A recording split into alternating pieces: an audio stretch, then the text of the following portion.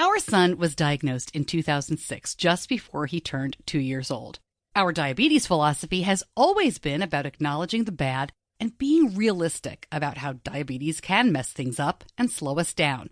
We're not a T1D will never stop us kind of family. I mean, diabetes stinks. It can stop you. But then you correct or you treat or whatever you need to do to keep going and help your child live the life he or she wants. You cry, you laugh, and you keep moving forward. Our endocrinologist, Dr. V, gave us a gift the first day we met him. In addition to getting down on the floor and playing with my son Benny and answering all of my questions, I basically gave him the equivalent of a job interview.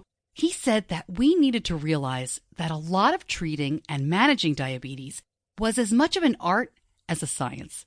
Over the next few months, as we learned how to take care of Benny, Dr. V would help us see that numbers, while extremely important, weren't always exact and shouldn't be allowed to run our lives. He wanted Benny to grow up as a person with diabetes, not as a person defined by diabetes. We needed to remember always that we were raising a child, not a number, not a graph, not a lab result.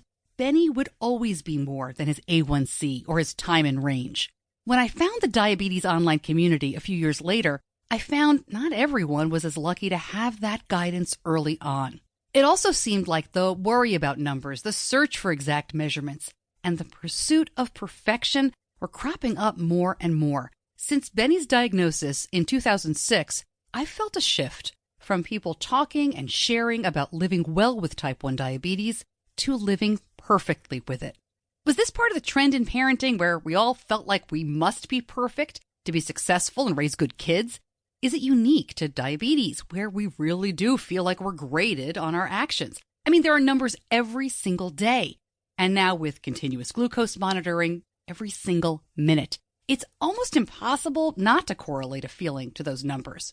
I realized pretty quickly that I can't play that game. Perfection is not in my parenting wheelhouse. In fact, I welcome mistakes. It's how I learn. I improve by getting it wrong the first time around. I'd argue mistakes make us all better.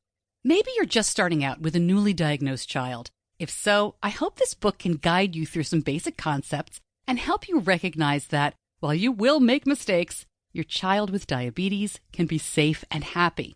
If you've been in the diabetes community for a while, maybe instead of worrying about falling short, you'll see yourself in some of my stories. Either way, I want you to join me in deciding that there's a way to turn mistakes and missteps into your secret superpower.